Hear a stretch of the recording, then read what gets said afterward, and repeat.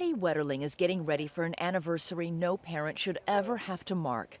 It has been 20 years since her oldest son, 11-year-old Jacob, was snatched away from her in one brutal instant. Throughout the past 2 decades, Patty has sustained herself with hope. What is life without hope? I couldn't do it. We hope for Jacob. We hope for our grandkids. We hope for every child who's home safe today and every child who's missing. As she and her husband Jerry and their 3 other children and 3 grandchildren gather at their rural Minnesota home, they consider this milestone a chance to honor Jacob. We learned early on that what happened was way bigger than Jacob and way bigger than our family. It's about this entire community was taken, there was an innocence stolen. I first met Patty 10 years ago and walked with her in a cornfield just half a mile from her house. This is God's country. Middle of nowhere, right? It was through these fields on a warm autumn night that Jacob and his brother Trevor and a friend set out on their bikes to pick up a video. On the return home, according to the other boys, a masked gunman stopped all 3 and then drove off with Jacob. They see where Jacob's footprints kind of showed resistance down this gravel road. And then once they got into the car, it's gone. It's just bizarre. getting so close to home. Right. It was just the beginning of a nightmare from which Patty Wetterling has not yet awoken. But something else has. Across the years, Patty has found her voice and her mission to find Jacob and help protect other children. A lot of people ask, how do you do it? And it's like, how can I not? And every parent knows you would do anything for your children, and our anything got to be a little bit more than we ever would have dreamed, but you continue. Patty has started a foundation in Jacob's name and 15 years ago helped pass a bill that requires states to implement sex offender registries. Patty works closely with the National Center for Missing and Exploited Children. Patty Wetterling is a woman of incredible courage and tenacity.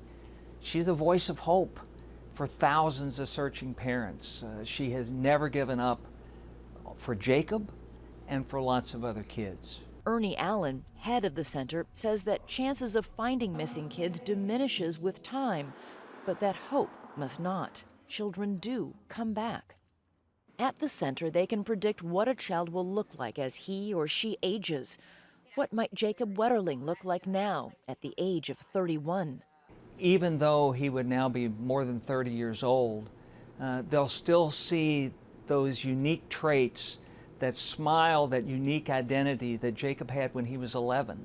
It's hard for me to look at those because that's not a real person. Of course, I remember Jacob, and that's a drawing. So I don't, as a mom, I know they know what they're doing, but I don't relate to the age-enhanced photo. She does, of course, relate to other searching families and has met some of those whose missing loved ones have miraculously returned. We were there when she met Jessica Mullenberg, who at age 13 escaped after 3 agonizing months in captivity.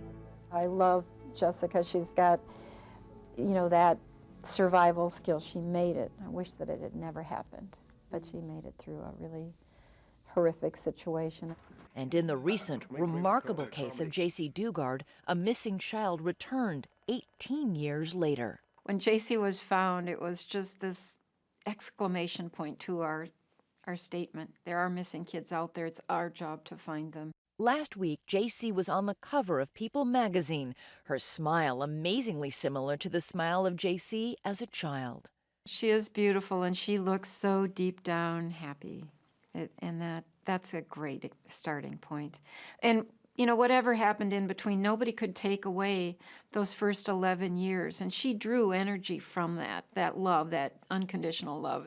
As for Patty's son Jacob, there are fewer leads each year, but the Wetterlings hang on. Since he vanished, they have not changed their home phone number or moved in case he tries to contact them. What gives you that ability to keep going and keep hoping? How can I not? How could I look Jacob in the eye if I believe that he's alive and someday he could come home? How could I just look him in the eye and say, I wanted to believe, but, I got kind of tired. This past weekend, Patty helped organize a concert at a nearby college, not a memorial, but a celebration of children. It is the world that Jacob knew. It is the world that we'd like to have him return to, and just honor kids. Walking through the jungle or on a busy city street. One of Jacob's favorite singers, Red Grammer, performed, and Patty read from a book she's written for her 3 grandchildren. Jacob liked to tell jokes and do fun things with his friends. Some of Jacob's old friends and classmates came. They are grown now, many with their own children. After so many years, does the hope dim? My hope is broadened. You know, often I'll be shopping in a mall and people see me and they'll grab their other kids real close. It's very subtle, but I represent something no parent wants to think about. It's a challenge to represent something so horrible, and yet what we've tried to represent is hope. While the Wetterling family hasn't given up on Jacob, they also haven't given up on life. Trevor has a career, a wife, and a son named Jacob.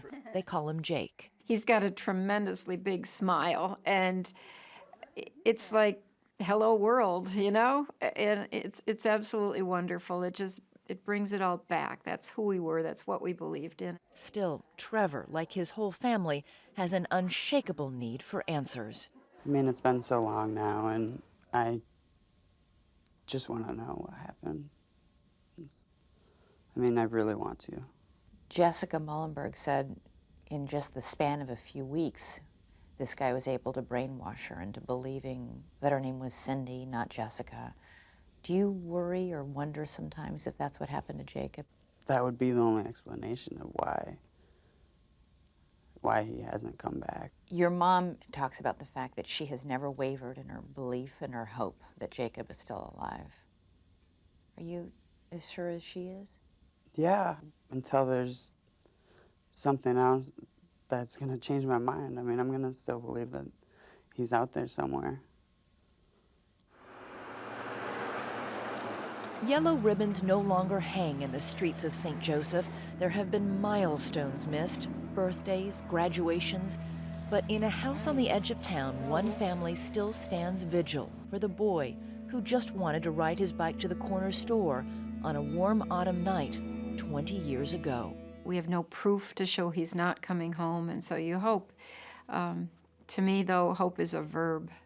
You don't see us back with our feet up on, I hope he comes home. And, it's a verb. You get out and you do things to make it happen. For Nightline, I'm Elizabeth Vargas.